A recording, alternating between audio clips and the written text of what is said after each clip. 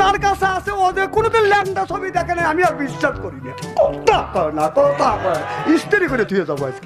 মুরব্বী মুরব্বী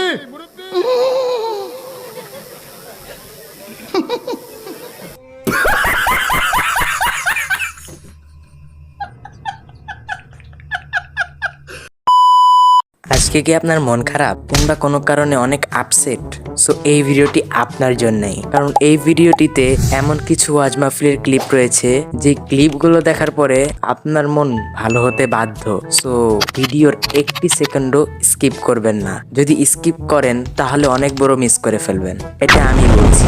সো আর টাইম না লস করে চলুন ভিডিও শুরু করা যাক।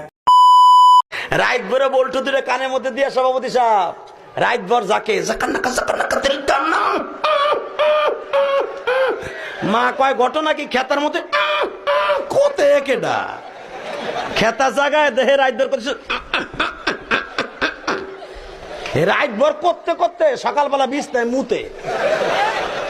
হুজুর এখানে বোঝাতে চেয়েছে যে বর্তমান জেনারেশনের ছেলেমেয়েরা কানের মধ্যে এয়ারবাডস গুঁজে কাঁথার নিচে শুয়ে শুয়ে রাত্রেবেলায় গান শুনে শুনে ঘুমায়, যার জন্য তাদের মুখের জলাইন এভাবে ঢুকে যায়। 14 বছরের পোলা গাইসা গুইসা বাইঙ্গা হিরুনছি,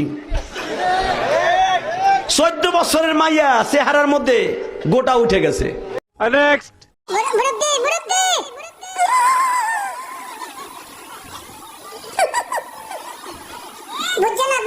উনি মনে করছে অন্য হুজুর সিফা দিয়ে বইয়া থাকে ও বক্তনি হইতাও নেই, চিন্তা করে। আসলে এখানে তিনি ওয়াজ মাহফিল করার সময় একজন মুরব্বী সেখান থেকে উঠে যাচ্ছিলেন, তখন হুজুর তাকে সেখান থেকে উঠে যেতে নিষেধ করেন এবং তাকে সেখানে বসতে বলেন, এবং সেটা তিনি এমন অঙ্গভঙ্গি করে দেখাচ্ছিলেন যেটা দেখে দর্শক বিনোদন পেয়েছে। লেখাপড়া করতে গেলে তো এরকম মেয়ে বান্ধবী থাকবেই, ছেলে বন্ধু থাকবেই।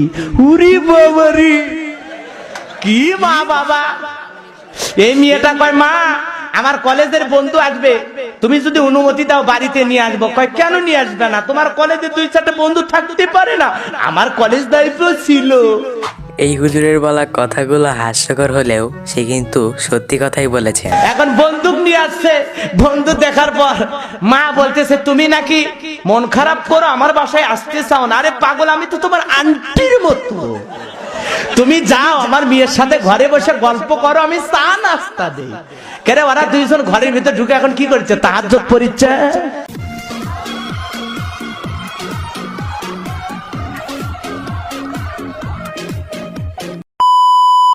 মোবাইল যার কাছে আছে ও যে কোনোদিন ল্যাংটা ছবি দেখে না, আমি আর বিশ্বাস করি না। কথা স্ত্রী করে থুয়ে যাবো আজকে।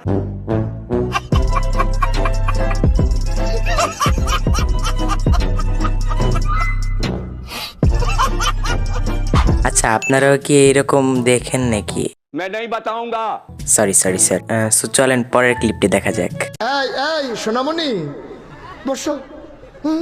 জান তুই ঠিক আছে? হ্যাঁ নতুন নতুন তে বুঝ জানাইবা ফিলতে যে উডন জানাতে বুঝ জানা। হ্যাঁ এটা কি হেই হুজুর মনে করছো?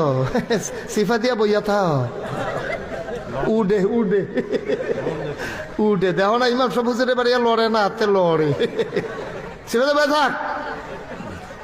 প্রত্যেক দিন আগে সুযোগ তোমরা হ্যাঁ বইয়া থা। হ্যাঁ তারা বাড়ির কাছে দিকে এবারে কি আটপো এবারে।